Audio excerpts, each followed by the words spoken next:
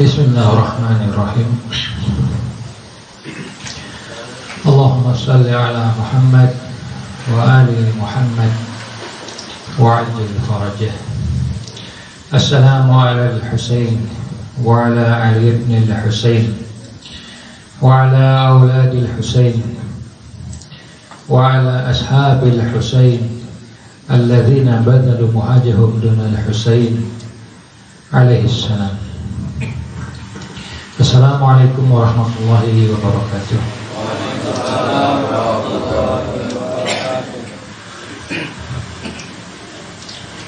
Banyak ayat tentang Al-Husain. Pada malam hari ini saya akan membawakan satu ayat yang berkaitan dengan Al-Husain. Dalam sebuah riwayat disebutkan bahwa boleh jadi sebuah ayat itu diturunkan untuk sebuah kasus tertentu, tetapi sebenarnya kasus atau ayat itu bisa berlaku untuk umum secara universal. Jadi kasus itu hanya sebagai contoh daripada ayat itu. Ayat itu bisa berlaku secara itu hal pertama sebagai mukaddimah.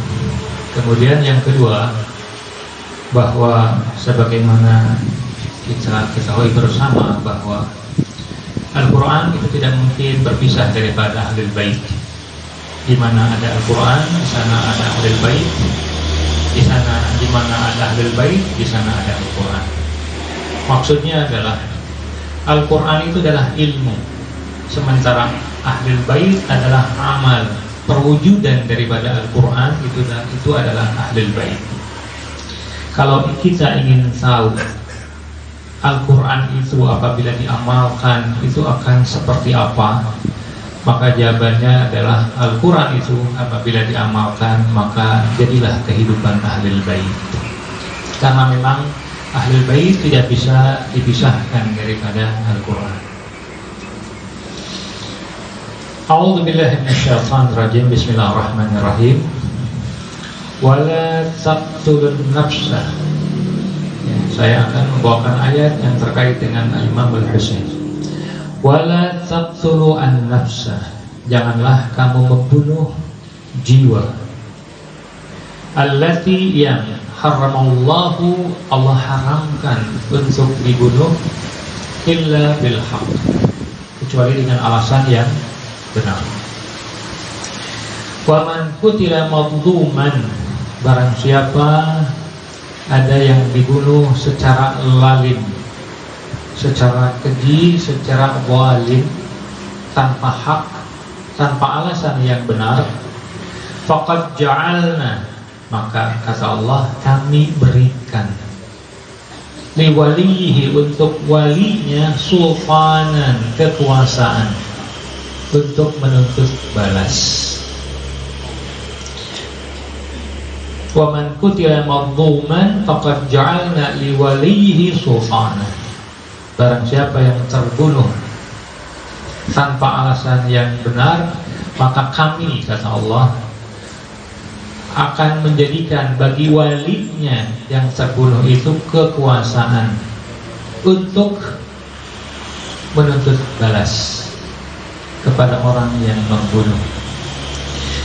Fala yusrif fil qatli, tetapi kemudian Allah melanjutkan fala yusrif, jangan berlebihan, fil qatli, dalam membunuh, dalam menuntut balas itu. Innahu kana mansura, sesungguhnya dia adalah orang yang mendapatkan pertolongan. Para mufassir berpendapat yang dimaksud dengan orang yang mendapat pertolongan adalah walinya. Jadi wali si yang terbunuh itu adalah orang yang ditolong oleh Allah Subhanahu wa ta'ala. Kenapa? Karena dia diberikan hak untuk menuntut balas itu. Nah, dalam sebuah riwayat dari Abi Ja'far alaihissalam, dari Imam Muhammad al-Baqir, beliau bersabda, nazalat hadhil ayatu fil Husain alaihissalam. Ayat ini yang tadi saya bacakan itu turun untuk Al-Husain. Kemudian Imam melanjutkan, waman kutila madluman, beliau membaca ayat tersebut, faqad ja'alna liwalihi sultanan fala yusrif fil qatli. Barang siapa yang terbunuh dengan cara walim, teraniaya, maka kami jadikan bagi walinya kekuasaan untuk menuntut balas. Fala yusrif fil qatli, tetapi jangan berlebihan dalam menuntut balasnya. Imam menjelaskan maksud daripada membunuh di sini adalah membunuh pembunuhnya Al-Husain. Ayat ini menjelaskan bahwa nanti akan ada wali yang menuntut balas atas kematian Al-Husain. Siapa dia? Kita akan bahas. Fi qatli Al-Husain alaihi salam innahu kana mansura. Dia akan ditolong. Qala, kemudian Imam bersabda, Al-Husain alaihi salam, yang dimaksud dengan mansur, yang ditolong adalah Al-Husain. Kita akan mencoba menggali lebih jauh tentang isi daripada ayat ini. Wala taqtulun nafsa, jangan kamu membunuh jiwa, nafs. Kenapa? Karena jiwa ini ada pemiliknya. Jiwa kita ini ada pemiliknya, dan pemilik setiap jiwa bukan kita. Ya, mungkin ada anggapan bahwa saya pemilik sepenuhnya atas jiwa saya. Ya, itu tidak benar. Jiwa kita pemiliknya adalah Allah Subhanahu wa Ta'ala. Buktinya apa? Buktinya bahwa kita tidak diperkenankan untuk membunuh jiwa kita sendiri. Tidak diperkenankan. Kalau memang jiwa itu adalah milik kita, kita berhak untuk melakukan apapun terhadap jiwa kita. Ternyata kita tidak diizinkan untuk membunuh jiwa kita sendiri. Bunuh diri itu dalam ajaran Islam itu haram. Allah melarang itu. Ketika Allah melarang itu, melarang bunuh diri, itu artinya bahwa jiwa itu bukan milik kita. Oleh karena itu, dalam sebuah riwayat disebutkan, Sami'a alaihi salam rajulan yaqul, Imam Ali mendengar seseorang berkata, Inna lillahi wa inna ilaihi raji'un. Faqala, kemudian Imam Ali bersabda, Inna qaulana inna lillah, ucapan inna lillah, sesungguhnya kami milik Allah, itu artinya adalah iqrarun ala anfusina bil mulki. Sebuah ikrar bahwa jiwa kita sesungguhnya adalah milik Allah Subhanahu wa Ta'ala. Kita tidak punya hak atas jiwa kita. Wa qaulana inna ilaihi raji'un, dan ucapan kita bahwa kita akan kembali kepadanya, iqrarun, sebuah ikrar ala anfusina, bahwa jiwa kita bil hulki akan hancur. Jadi pemilik daripada jiwa ini adalah Allah Subhanahu wa Ta'ala. Kita tidak memiliki sedikit pun dari jiwa kita. Oleh karena itu, kalau terjadi pertentangan antara keinginan jiwa kita dengan keinginan Allah Subhanahu wa Ta'ala, kita harus mendahulukan keinginan Allah Subhanahu wa Ta'ala. Yang kedua, jiwa kita itu juga milik Rasulullah Shallallahu Alaihi Wasallam, bukan milik kita. Rasulullah lebih berhak atas jiwa kita. Allah berfirman, An-Nabiyyu aula bil mu'minin. Nabi itu lebih utama, aula bil mu'minin, terhadap orang-orang mukmin. Dalam hal apanya lebih utama? Min anfusihim, dari jiwa mereka.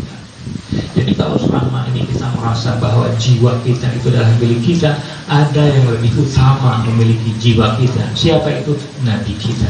An-Nabiyyu aula bil mu'minina min anfusihim. Wala taqtulun nafsa. Oleh karena itu, karena jiwa itu bukan milik kita, kita tidak dibenarkan untuk membunuh jiwa siapapun, entah diri kita maupun orang lain. Kemudian Allah juga menjelaskan bahwa Apa akibat dari orang yang membunuh jiwa tanpa alasan yang benar? A'udzubillahi minasyaitonirrajim. Bismillahirrahmanirrahim. Wa may yaqtul, barang siapa yang membunuh mukminan, seorang mukmin, muta'ammidan, secara sengaja, maka balasannya adalah fajazauhu jahannam, maka balasannya adalah neraka jahannam, khalidan fi, dia akan kekal di dalamnya. Ini salah satu dari akibatnya, dari balasan. Yang kedua, wa ghadiballahu alaihi, Allah akan murka. Neraka. Kemudian yang kedua, Allah murka. Kemudian yang ketiga, wa la'anahu, Allah akan melaknat orang itu. Yang ketiga. Kemudian yang keempat, wa'adda lahu 'adzaban 'azima, Allah akan menyiapkan bagi orang itu siksa yang amat besar. Ada 4 balasan bagi orang yang membunuh orang mukmin tanpa alasan yang jelas. Neraka jahanam, Allah murka, Allah akan melaknat, dan Allah menyiapkan azab yang besar. Ini berkaitan dengan orang yang membunuh seorang mukmin. Bagaimana kalau ada orang yang membunuh Al-Husaini? Bisa dibayangkan. Fama yaqtul mu'minan muta'ammidan fajazauhu jahannam khalidan fihi wa ghadiballahu alaihi wa la'anahu, Allah akan melaknatnya. Sudah sepantasnya kita melaknat orang-orang yang membunuh Al-Husain. Kenapa? Karena Allah menjanjikan kepada siapa saja yang membunuh seorang mukmin, dia akan mendapatkan laknat. Oleh karena itu, kalau di sana, di luar sana sering mengatakan kepada kita bahwa orang-orang Syiah itu suka melaknat, jawabannya adalah kita hanya melaknat apa yang dilaknat atau siapa saja yang dilaknat oleh Allah Subhanahu wa taala. Allah melaknat orang yang membunuh orang mukmin, wa la'anahu. Semua umat Islam sepakat bahwa Imam Husain itu mukmin. Siapa saja yang membunuh Imam Husain, la'anahu, Allah akan melaknat dia. Wa la'anahu wa 'adda lahu 'adzaban 'azim. Kemudian, kenapa Allah itu kok melarang manusia untuk membunuh sesama mereka? Allah berfirman, A'udzubillahi minasyaitonirrajim. Bismillahirrahmanirrahim. Annahu man qatala nafsan, barang siapa yang membunuh seorang manusia, annahu man qatala nafsan bi ghairi nafsin, tanpa alasan yang benar, au fasadin, atau maksudnya untuk melakukan kerusakan seperti yang dilakukan oleh Bani Umayyah ketika mereka membunuh Ahlul Bait, au fasadin fil ardi, atau kerusakan di bumi, faka'annama qatalan nasa jami'an, barang siapa yang membunuh seorang manusia saja seperti dia membunuh manusia seluruhnya. Itu orang biasa, apalagi terkait dengan Al-Husain. Kita tidak bisa membayangkan itu. Kita tidak bisa membayangkan Al-Husain, seorang jiwa Al-Husain dengan jiwa manusia biasa. Wa man ahyaha, nanti di akhir saya akan bawakan sebuah riwayat yang menjelaskan harga dari sebuah jiwa Al-Husain. Wa man ahyaha faqa'annama ahyan nasa jami'an, barang siapa yang menghidupkan, memelihara, menjaga kehidupan orang, dia seperti menjaga semua manusia. Dalam sebuah riwayat disebutkan bahwa kenapa kita membunuh satu orang itu seperti membunuh semua manusia. Dalam riwayat disebutkan bahwa di akhirat nanti ada neraka yang dikhususkan untuk orang-orang yang membunuh manusia yang begitu banyak. Jadi ada neraka yang isinya dihuni oleh pembunuh manusia yang berkali-kali membunuh manusia. Nah, orang yang satu kali saja membunuh manusia itu akan dimasukkan ke neraka.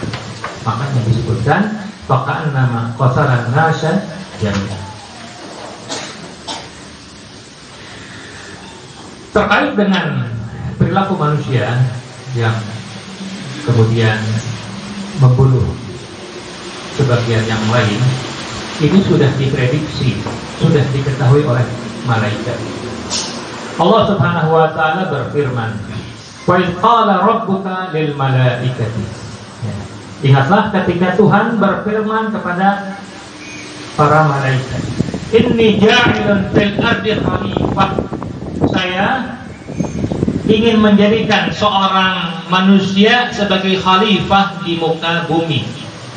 Inni ja'ilun fil ardi khalifah. Spontan malaikat berkomentar, qalu, mereka berkata, "Ataj'alu fiha?" Wahai Tuhan, apakah kamu hendak menjadikan di muka bumi man yufsidu fiha, yang melakukan kerusakan, wa yasfikud dima, dan menumpahkan darah? Spontan malaikat memberikan komentar semacam itu. Para mufassir menyebutkan bahwa dari mana malaikat itu bisa tahu bahwa manusia itu bisa akan dijadikan khalifah di muka bumi, akan menumpahkan darah. Para mufassir menduga bahwa para malaikat itu tahu bahwa manusia akan menumpahkan darah ketika mereka tahu bahwa manusia itu akan ditempatkan di bumi, fil ard. Mereka tahu bahwa siapapun yang akan diciptakan di bumi atau ditempatkan di bumi pasti akan terjadi pertumpahan darah. Jadi ketika malaikat mendengar inni ja'ilun fil ardi, di bumi, spontan mereka tahu bahwa akan terjadi pertumpahan darah. Jadi bumi itu tempatnya kerusakan, tempatnya orang membunuh orang lain, fil ardi. Mungkin satu saat saya ingin sedikit berbagi kenapa Allah tetap menciptakan bumi yang isinya dipenuhi dengan pembunuhan dan kerusakan. Kenapa Allah harus menciptakan bumi semacam itu? Kalau tidak diciptakan, alangkah baiknya. Bukankah begitu? Suatu saat insya Allah kita akan bahas itu. Wa nahnu nusabbihu bihamdika wa nuqaddisu lak. Kemudian malaikat melanjutkan bahwa sedangkan kami senantiasa bertasbih dengan memujimu dan menyucikanmu. Komentar malaikat, apa jawaban Allah Subhanahu wa taala? Qala, Allah berfirman menjawab mereka, "Inni a'lamu," saya lebih mengerti, "ma la ta'lamun," apa yang kamu tidak mengerti. Kira-kira apa yang Allah tahu dan tidak diketahui oleh para malaikat?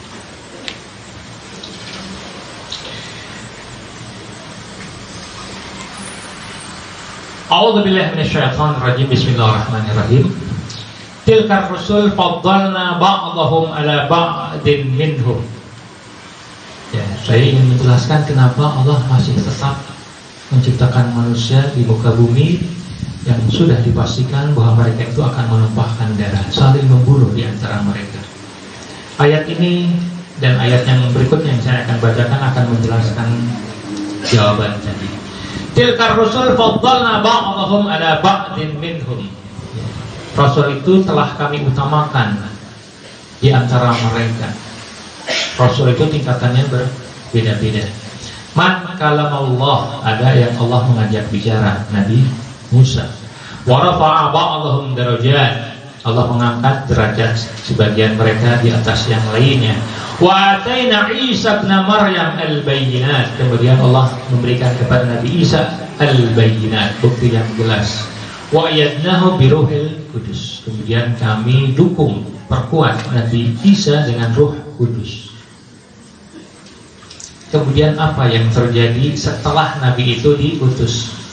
Lanjutan ayatnya, walau sya'allahu maqtatalal ladzina min ba'dihi. Inilah yang terjadi setelah Nabi itu diutus. Apa?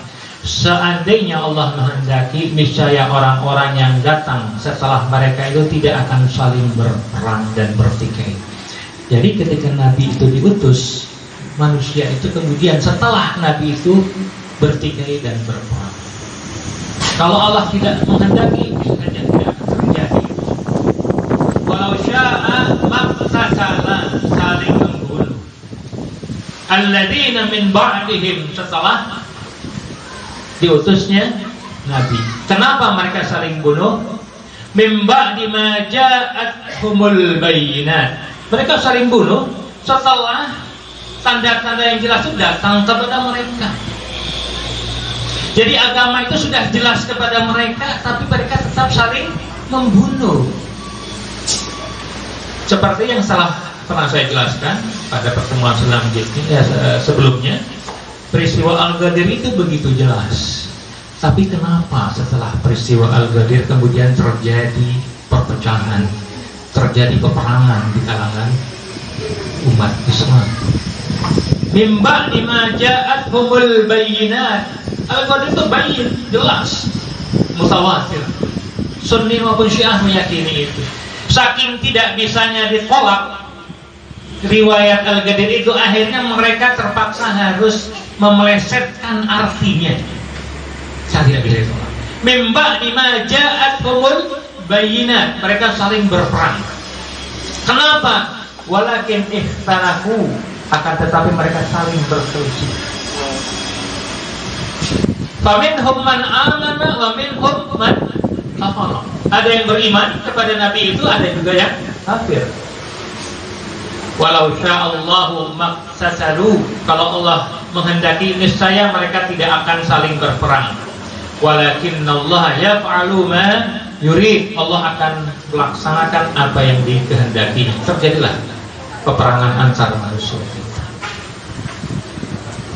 Kenapa harus terjadi peperangan ini? Saya akan membawakan ayat berikutnya. Surat Al-Baqarah ayat 251. A'udzu billahi minasyaitonir rajim. Bismillahirrahmanirrahim. Walaula daf'ullahin nasa, seandainya Allah itu tidak menolak kejahatan manusia. Walaula daf'ullahin nasa, seandainya Allah tidak menolak kejahatan manusia, ba'dahum bi ba'din, satu kelompok dengan kelompok yang lain. Manusia ini ada dua kelompok. Ada manusia yang melakukan kerusakan di muka bumi ini. Kalau Allah tidak menolak kelompok itu dengan kelompok yang lain, apa yang akan terjadi? La fasadatil ardh, bumi itu akan hancur. Walakinnallaha dzu fadlin 'alal alamin.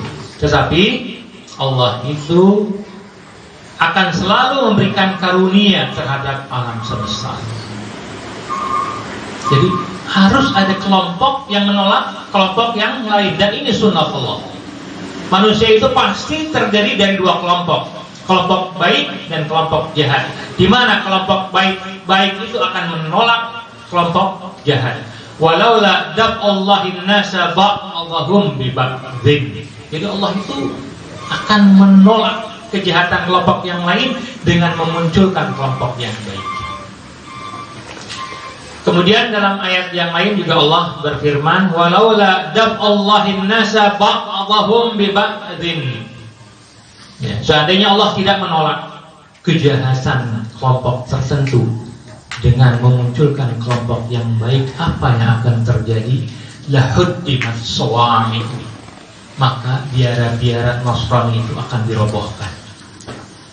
Wa bi'aun, rumah-rumah ibadah orang Yahudi itu pun akan dihancurkan. Wa salawatun wa masajidu, masjid-masjid pun akan dihancurkan. Yudkaru fiha ismullahi katsiran, di mana di tempat-tempat itu nama Allah disebutkan dengan banyak sekali. Jadi ini adalah sunnah Allah. Allah selalu akan menciptakan dua kelompok di muka bumi ini, kelompok yang baik dan kelompok yang benar. Terserah kita mau masuk kelompok yang mana. Kalau kita tidak siap menyeru ajakan Allah untuk masuk ke kelompok yang baik, maka ini jawaban Allah.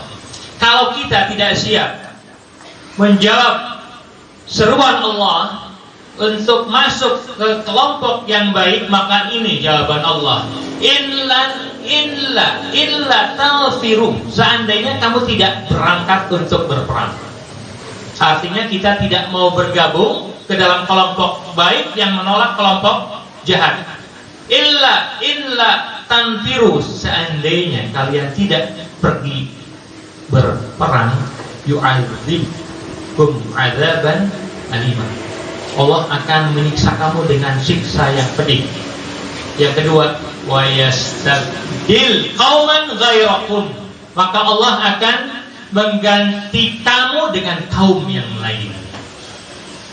Jadi kalau kita tidak ingin menjawab seruan Allah untuk masuk ke kelompok yang baik, percayalah Allah akan berganti kita dengan kaum yang lain. Wa yastabdil qauman ghairakum, Allah akan berganti dengan kaum selain kamu. Wa la tadurruhu syai'an, dan kamu tidak akan dapat memberi kemudaratan. Wallahu ala kulli syai'in qadir. Tinggal pilihan kita ingin masuk ke kelompok yang baik atau kelompok yang jahat. Dalam ayat yang lain, wa in tatawallau, jika kalian berpaling dari ajakan Allah, yastabdil qauman ghairakum, Allah akan mengganti kamu dengan kaum yang lain. Tsumma la yakunu amsalakum, di mana kaum yang lain itu tidak seperti kalian.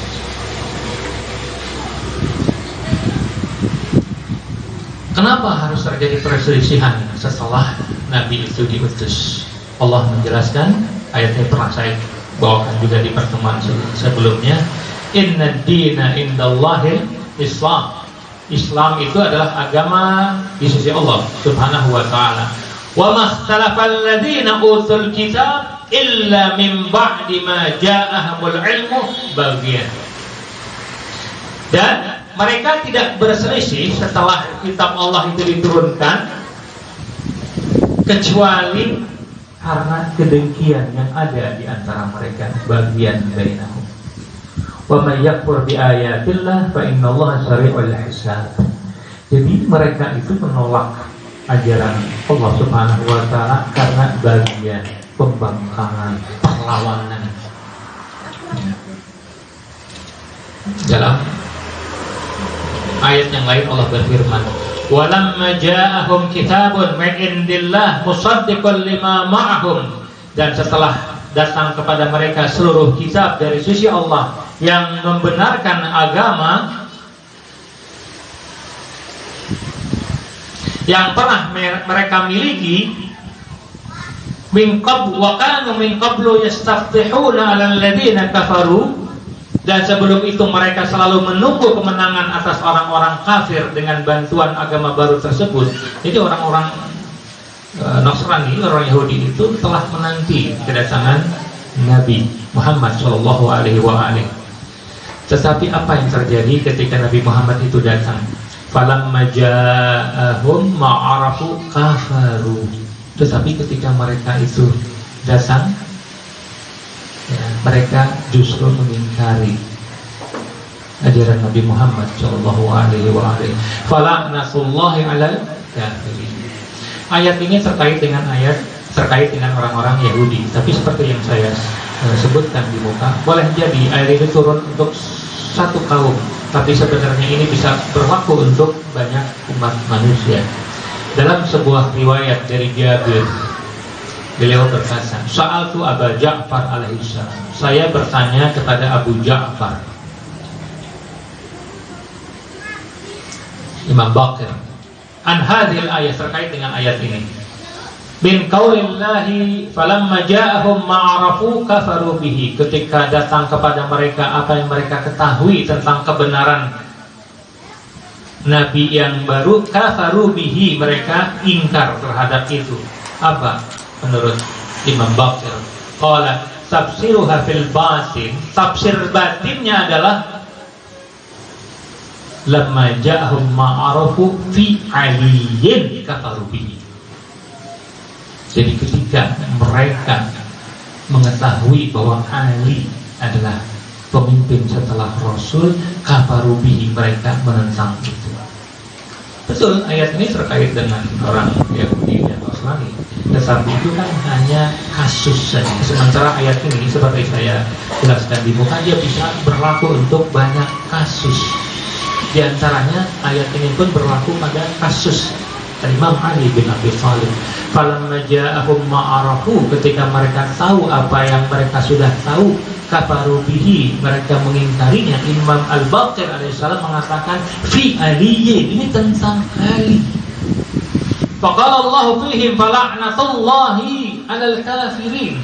Kemudian laknat Allah terhadap orang-orang kafir. Imam Baqir alaihissalam menjelaskan yang dimaksud dengan orang-orang kafir adalah Banu Umayyah. Humul kafirun fi batinil Quran, dalam batinnya Al-Quran. Kemudian ayat berikutnya, bi'sa mashtaro bihi anfusahum ayaghfuru bima anzalallahu baghyan. Saya lagi, alangkah buruknya ketika mereka menjual diri mereka dengan kekufuran terhadap apa yang Allah turunkan. Kenapa? Baghyan. Sekali lagi, melawan. Baghyan itu melawan. Jadi agama selain Islam itu pada masa itu, ya, mereka itu tidak mau ikut bukan karena mereka tidak bisa memahami ajaran Islam, bukan. Mereka tidak ikut bukan karena agama mereka benar, bukan. Mereka tidak ikut karena mereka niat untuk melawan. Bagian an yunazzilallahu min fadlihi ala man yasha' min ibadihi, mereka adalah hendak melawan apa yang Allah turunkan atas karunia-Nya kepada siapa saja dari hambanya. Faba'u bighadabin ala ghadab, maka mereka itu akan ditimpa kemurkaan dari Allah silih berganti. Walil kafirina 'adzabun muhin, bahwa Allah akan memberikan kepada orang kafir siksaan yang begitu menghinakan. Sekali lagi, ini ayat terkait dengan agama Nasrani dan pengikut agama Nasrani dan Yahudi. Tetapi ayat ini pun berlaku untuk Ahlul Bait. Diriwayatkan dari Abu Ja'far dari Imam Baqir alaihissalam, beliau bersabda, nazalat hadhil ayah ala Rasulillah sallallahu alaihi wa alihi hakadha. Begini ayat ini turun. Bi'sa masyaraw bihi anfusahum ayakfuru bima anzalallahu fi aliyyin baghyan. Jadi mereka mengingkari apa yang Allah turunkan dari kepemimpinan Ali sebagai bentuk dari perlawanan. Wa qala Allah fi aliyyin an yunazzila Allah min fadlihi ala man yasha'u min ibadihi, yakni aliyan. Bahwa yang dimaksud dengan keutamaan yang Allah berikan kepada hambanya yang dia pilih adalah Ali. Faba'u bi ghadabin ala ghadab, kemudian mereka akan mendapatkan kemurkaan di atas kemurkaan, yakni Bani Umayyah. Walil kafirin, yakni Bani Umayyah, adzabun muhin. Bani Umayyah itu akan mendapatkan azab yang menghina. Oleh karena itu, dalam Al-Quran, Bani Umayyah itu dikenal dengan fi'atun baghiyah. Jadi ada kelompok-kelompok yang melakukan perlawanan, disebut dengan fi'atun baghiyah. Di dalam sebuah riwayat, Rasulullah sallallahu alaihi wasallam pernah bersabda, "Ya Abu Abdullah, wahai Husain, azizun alayya kekasihku." Tsumma baqa, kemudian Rasulullah menangis. Faqultu bi abi anta wa ummi. Kemudian Asma bin Umais bertanya kepada Rasulullah, bi abi anta wa ummi, demi Allah, fa'alta bi hadzal yaum, kamu hari ini menangis. Wa fil yaumil awal, kemudian di hari yang pertama pun kamu menangis. Mama huwa, kenapa kamu selalu menangisi Al-Husain? Qala, kemudian Rasulullah menjawab, abki alabni, saya menangisi anakku. Hadza, yang ini, taqtuluhu fi'atun baghiyatun, yang akan dibunuh oleh kelompok baghiyah yang melakukan perlawanan terhadap Allah Subhanahu wa taala. Kafiratun, kafir min Bani Umayyah, la'anahumullah, Allah akan melaknat. Cuman yang cukup menyedihkan adalah komentar dari sebagian ulama.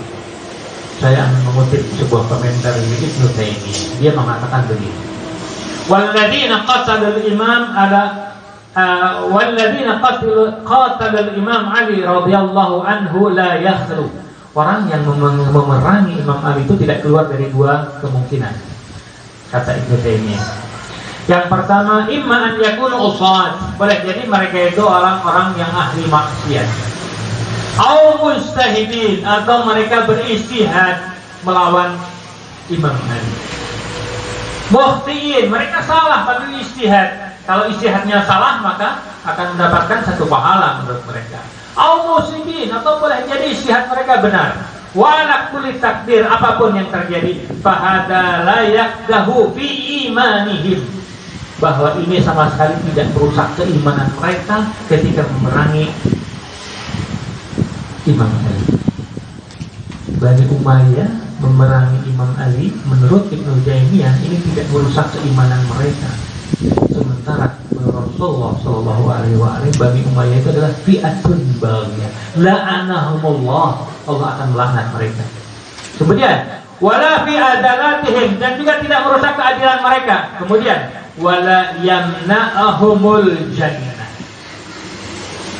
bahwa mereka itu tidak akan terhalangi dari masuk surga. Padahal dalam hadis yang tadi saya bacakan, la'anahumullah, Allah akan melaknat mereka, Bani Umayyah. Sementara Ibnu Taimiyah mengatakan bahwa mereka tetap akan masuk surga. Kemudian Ibnu Taimiyah melanjutkan, walihada ittafaqa ahlus sunnah ala annahu la tabsuqu wahidatun min as-sa'ifatain. Menurut Ibnu Taimiyah, orang yang memerangi Imam Ali dan kelompok Imam Ali sama-sama tidak masuk kategori orang fasik. Jadi orang yang memerangi Imam Ali itu tidak masuk kategori fasik. Wa in qalu fi ihdahum annahum kanu bughat. Walaupun salah satu dari kelompok itu yang memerangi Imam Ali itu adalah bughat, bagian yang melawan ajaran Allah Subhanahu wa taala. Ini kesaksian dari Ibnu Taimiyah. Kemudian komentar yang kedua dari Abu Zakaria Muhyiddin, pensyarah Nawawi, hadis Muslim. Ya.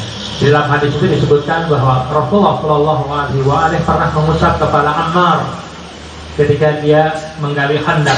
Kemudian Rasulullah bersabda, Wais ibni Sumayyah taqtuluka fi'atun baghiyah. Wahai Ammar, nanti ada kelompok baghiyah yang melawan ajaran Allah yang akan membunuhmu. Perhatikan apa komentar si pensyarah ini, Abu Zakaria. Qala ulama Islam mengatakan, hadzal hadis hujjatun zahiratun fi anna Aliyan radhiyallahu anhu kana muhiqqan musiban. Bayangkan, menurut dia hadis ini menjelaskan bahwa Imam Ali itu benar. Ulama-ulama mengatakan bahwa melalui hadis ini jelas bahwa Imam Ali itu adalah benar. Wa ta'ifah al-ukhra bughat, sementara kelompok yang lain itu adalah penentang. Lakinnahum mustahidun, tapi semuanya itu mustahid. Fala isma alaihim lidzalika, mereka tidak akan mendapatkan dosa. Kama qaddamnahu fi mawadhi'a min hadzal bab. Inilah yang kami persoalkan dari komentar-komentar ulama yang jelas-jelas bahwa Bani Umayyah itu adalah fi'atun baghiyah.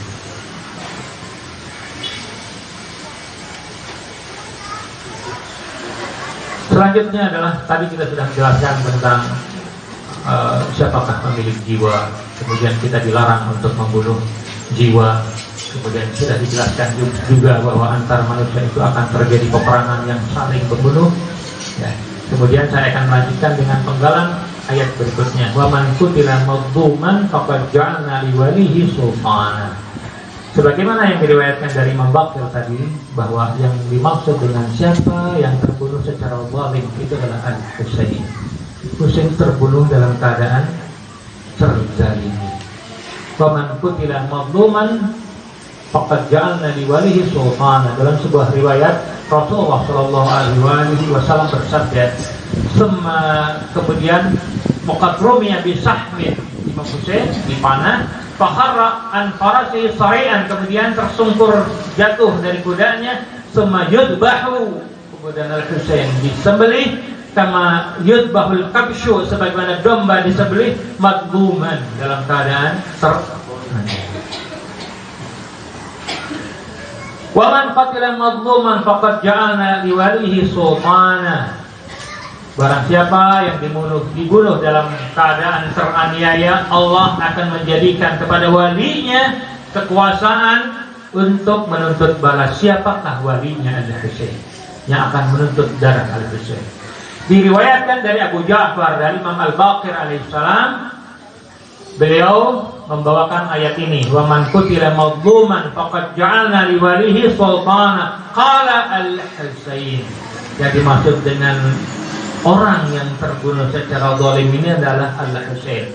Fala yusrif fil qatl innahu kana mansura. Kemudian jangan berlebihan dalam menuntut balas, sesungguhnya Al-Husain akan ditolong.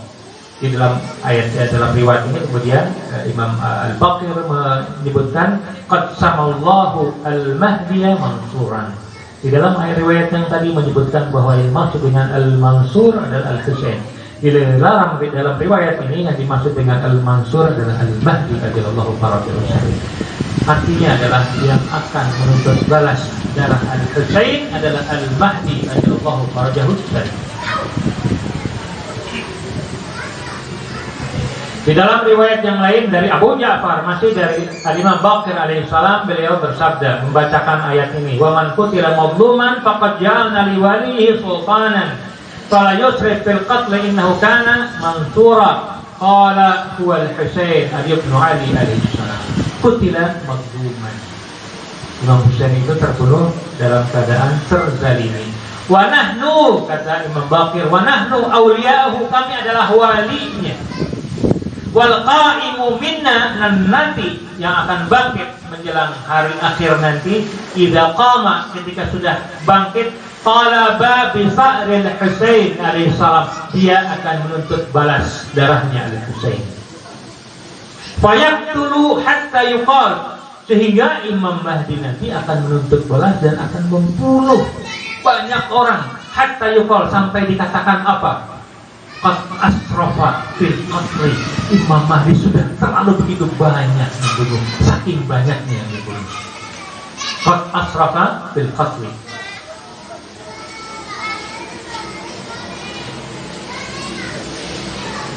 Selanjutnya, apa yang dimaksud tidak boleh berlebihan dalam membalas orang yang terbunuh? Tidak boleh berlebihan dalam membunuh orang yang tanpa alasan yang jelas. Dari Abu Ishaq, dari Ishaq bin Ammar, qala li Abil Hasan, beliau berkata kepada Imam Musa, bertanya, Inna Allah azza wa jalla yaqul fi kitabihi man qutila madluman faqad ja'alna liwalihi sultanan fala yusrif fil qatl. Ishaq bin Ammar bertanya kepada Imam Musa, wahai Imam, di dalam sebuah ayat disebutkan bahwa man qutila madluman faqad ja'alna liwalihi sultana fala yusrif, maka tidak boleh berlebihan di saat menuntut balas. Famal israf alladzi nahallahu anhu, apa sesungguhnya berlebihan yang dilarang oleh Allah Subhanahu wa taala? Imam menjawab, naha an yaqtula ghaira qatilihi, Allah melarang untuk membunuh selain pembunuh. Jadi Allah hanya memberikan izin membunuh untuk pembunuh saja, sementara yang tidak ikut membunuh maka tidak boleh dibunuh. Kalau orang itu kemudian menuntut balas dengan membunuh pembunuhnya dan juga membunuh saudara-saudaranya, maka dia telah berlebihan. Naha an yaqtula ghayra qatilihi aw yumassala bil qatil, atau yang namanya berlebihan itu menyiksa pembunuhnya, itu tidak dibenarkan. Itu yang dimaksud dengan tidak boleh berlebihan. Tetapi apa yang terkait dengan Al-Imam Husain? Riwayat dari Al-Hajjal an ba'di ashabihi, dari beberapa sahabatnya, an Abi Abdillah alaihissalam. Riwayat dari Imam Ja'far As-Shadiq alaihissalam. Qala Saleh berkata, Abu Hajjal berkata, Sa'altahu an qaulillahi azza wa jalla wa man qutila mazluman faqad ja'alna liwalihi sultanan fala yusrif fil qatl. Sahabat Imam Musa, sahabat Imam Ja'far Shadiq bertanya, wahai Imam, apa yang dimaksud jangan berlebihan dalam menuntut balas? Apa yang dimaksud dengan itu? Kemudian Imam Ja'far Shadiq menjelaskan, nazalat fil Husain alaihissalam. Imam Shadiq menjelaskan bahwa ayat ini turun untuk Imam Husain. Perhatikan apa jawaban Imam Ja'far. Lau kutila ahlul ardi bihi, kalau semua penduduk bumi ini dibunuh untuk membalas darahnya Al-Husain, maka sarafan, maka itu tidak berlebihan. Inilah nilai daripada jiwa Al-Husain. Seandainya Imam Mahdi membunuh semua manusia yang ada di muka bumi ini, maka tidak berlebihan. Itulah nilai daripada jiwa Al-Husain.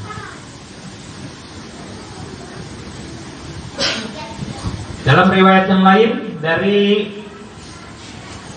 Abi Abdullah dari Imam Ja'far Shadiq alaihissalam, beliau membaca ayat wa man qutila mazluman faqad ja'alna liwaliyhi sultanan fala yusrif fil qatl. Imam kemudian menjelaskan dzalika qaimu ali Muhammad alaihissalam. Jadi walinya Al-Husain yang akan menuntut balas darah Al-Husain adalah Al-Mahdi. Yakhruju, dia akan keluar, fayaqtulu bidamil Husain, dia akan membunuh, menuntut darahnya Al-Husain. Wa qatala ahlal ardi, seandainya dia membunuh semua penduduk bumi, lam yakun musrifan. Imam Mahdi tidak berlebihan dalam menuntut balas. Wa qauluhu ta'ala fala yusrif fil qatli lam yakun yasna syai'an yakunu sarafan. Tetapi Imam Mahdi tidak akan melakukan atau tidak akan menuntut balas melebihi apa yang tidak diajarkan, tidak dibenarkan oleh agama.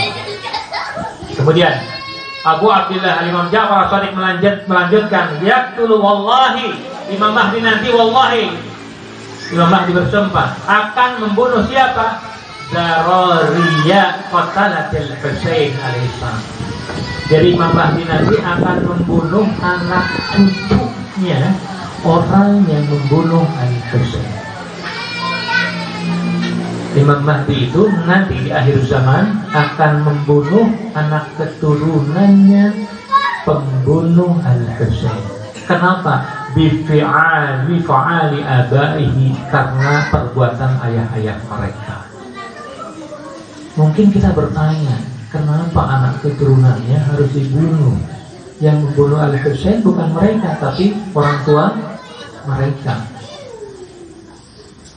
Pertanyaan ini pernah ditanyakan oleh sahabat Imam Ja'far Shadiq alaihissalam.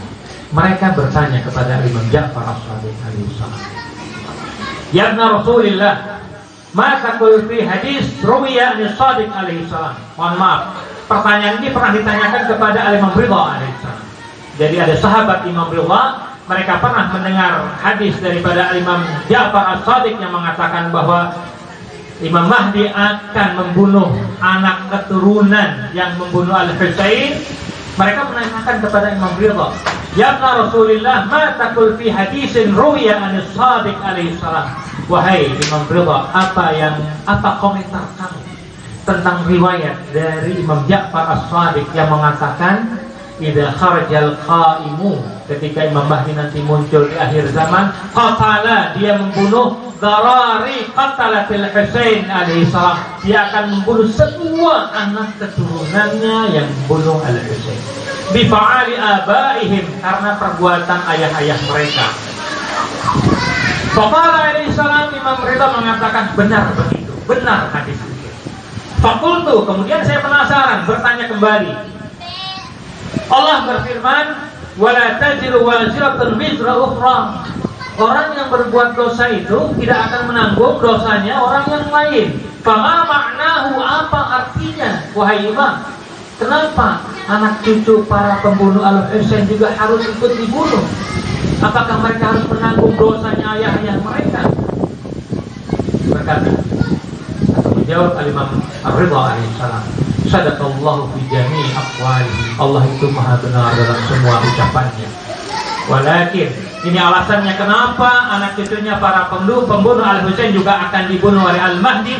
Jawabannya, walakin darari qatalatil Husain alaihissalam yardawna bifa'ali abaihim. Karena anak cucu para pembunuh Al-Husain itu rela dengan perbuatan ayah mereka.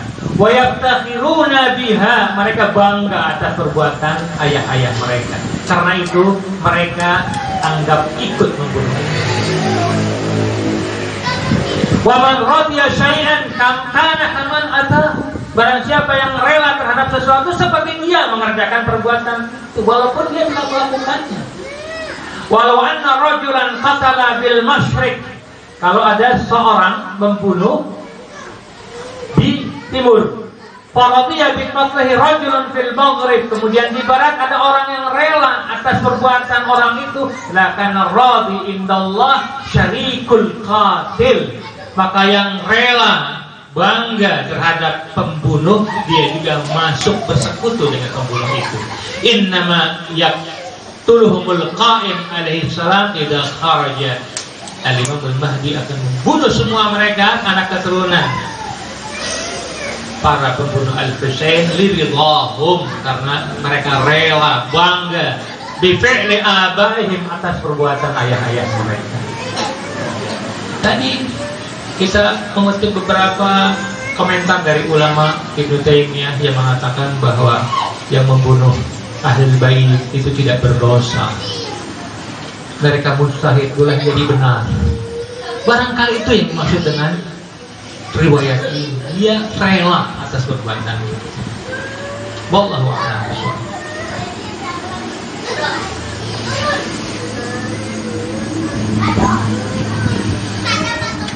Nabi wa alihi salawat. Allahumma shalli ala Muhammad wa ali Muhammad.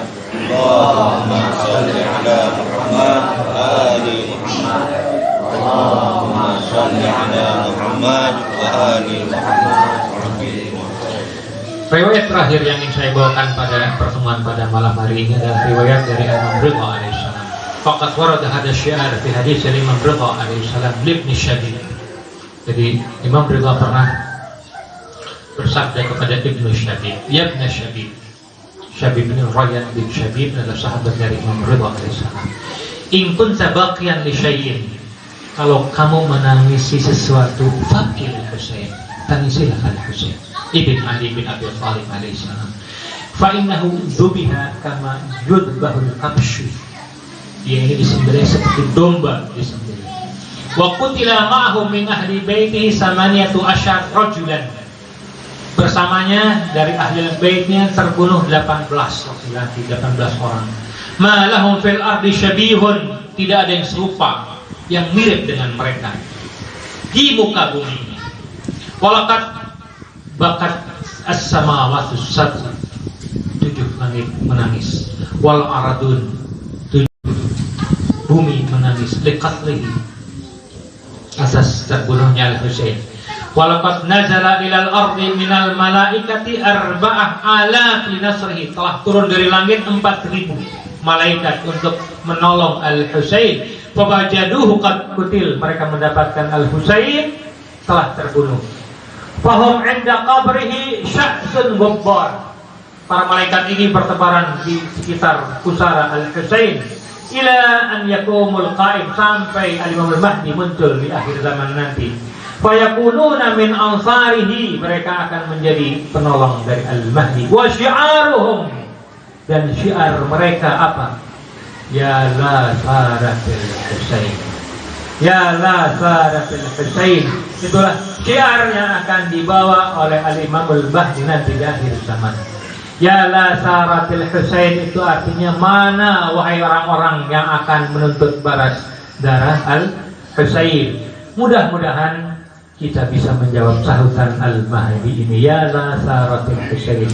Tapi percayalah bahwa kita tidak mungkin bisa menjawab sahutan Al-Husain ini kalau hati kita tidak bersih. Kalau hati kita itu kotor, lidah kita tidak akan mampu mengeluarkan labbaik ya Mahdi, itu tidak akan pernah mampu. Oleh karena itu supaya kita bisa menjawab seruan Al-Mahdi labbaik ya Mahdi, tugas utama kita adalah bersihkan hati kita. Percayalah, hati kita kotor, Allah tidak akan mengalirkan jawaban labbaik ya Mahdi. Seandainya kita tidak berkesempatan untuk berjumpa dengan Al-Mahdi, untuk menyeru sautan Al-Mahdi, maka bacalah doa Al-Ahad selama 40 hari berturut-turut. Seandainya doa itu diterima oleh Allah Subhanahu wa taala dan kita tidak berkesempatan untuk berjumpa dengan Al-Imamul Mahdi karena kita sudah meninggal, maka jawaban atas doa kita, doa Ahad itu, kita nanti di akhir nanti akan dibangkitkan dari kubur kita dan kita akan dijadikan tentara Al-Mahdi. Labbaik ya Mahdi, labbaik ya Mahdi, labbaik ya Mahdi, labbaik ya Mahdi. Inilah mungkin yang perlu saya sampaikan. Kurang lebih mohon maaf. Assalamualaikum warahmatullahi wabarakatuh.